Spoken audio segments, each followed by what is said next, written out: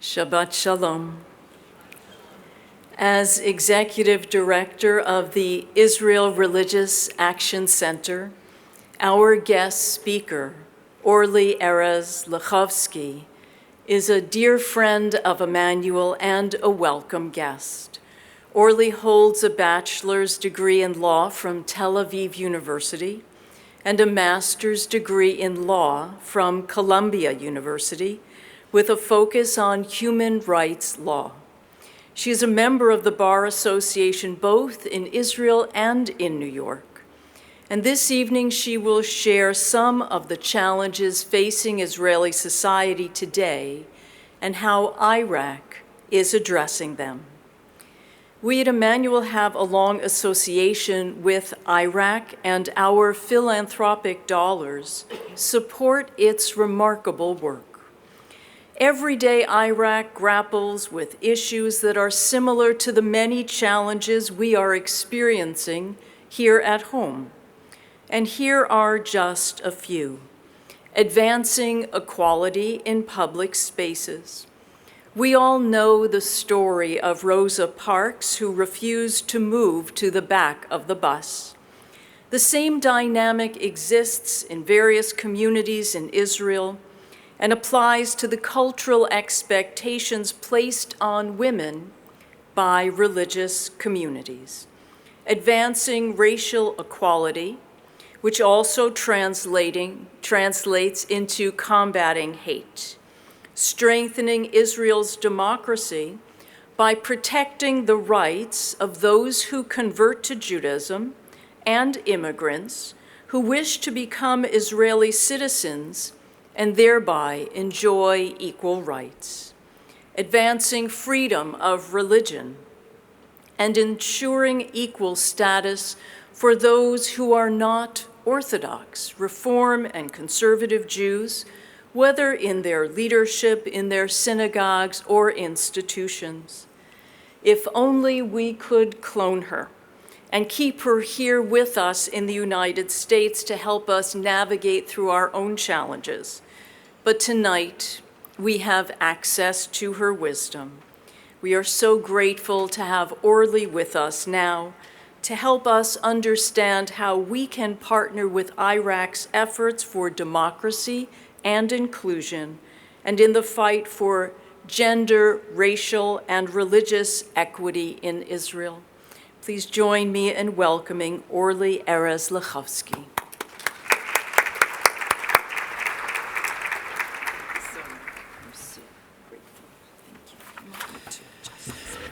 Hello, everyone. Thank you, Rabbi Amy, for the warm welcome, and it's just great to be here once again. So this week, we conclude the book of Exodus, which tells the story of the liberation of the Israelites from slavery in Egypt and the birth of the Jewish notion of freedom. Since October 7th, when 250 Israelis were abducted to Gaza, their freedom has become the highest priority for us.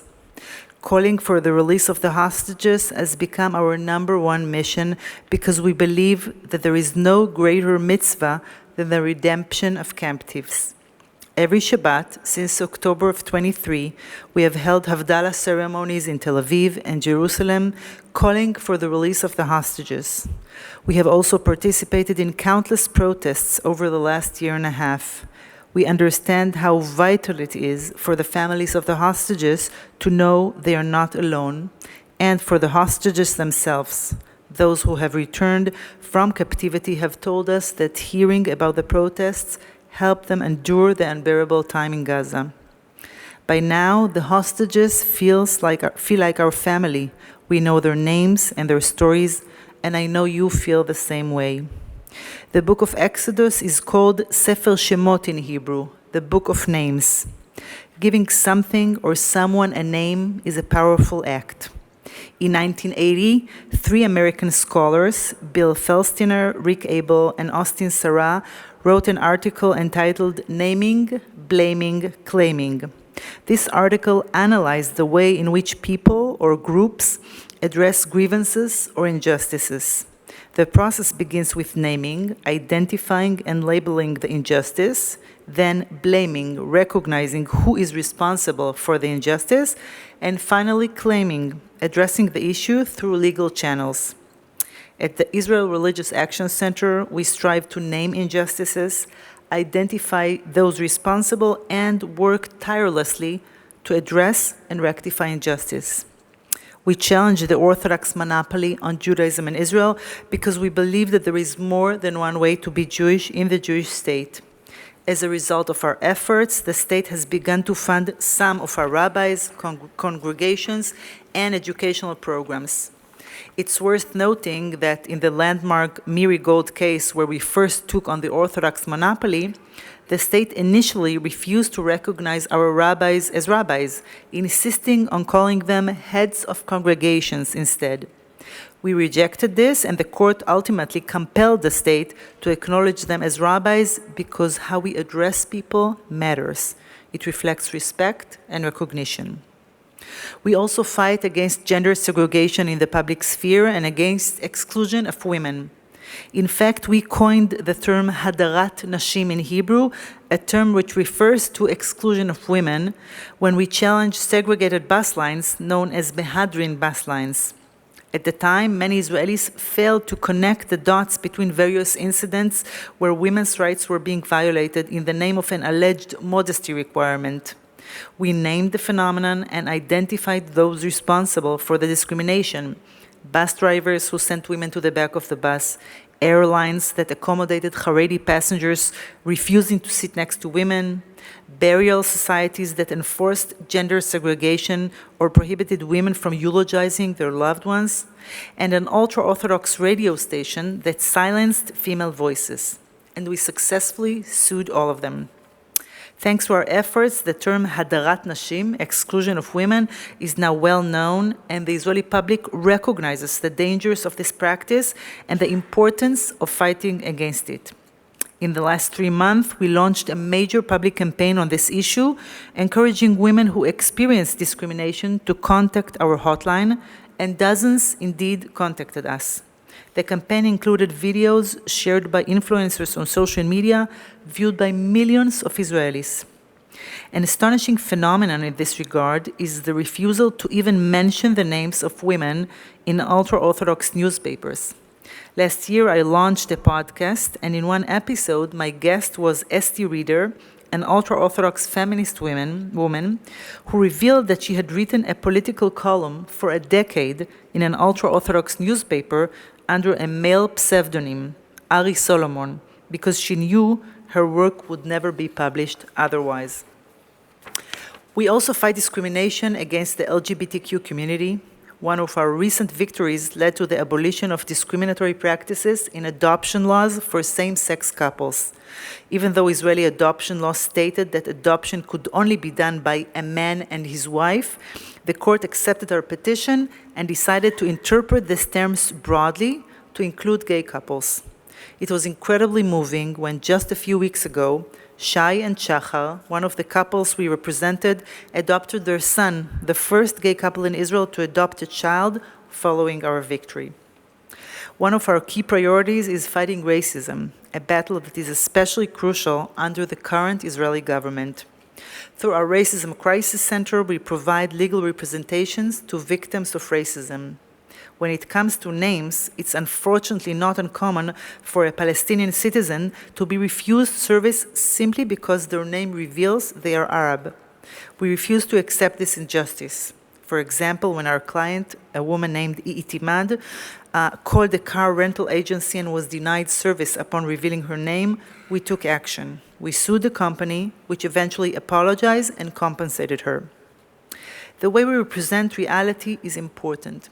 When the Israeli government declared war on our democracy 2 years ago, it tried to frame it as a necessary reform of the judicial system. We, however, called it a coup, both because of its content, which sought to strip away all restrictions on government power and jeopardize human rights, and because of the brutal and hasty manner in which it was being pushed forward. Thankfully, most Israelis recognized the danger from the outset and stood in opposition. Sadly, the government continues to promote this perilous legal coup, and we are committed to opposing it wherever we can, in the Knesset, in the courts, on social media, and in the streets.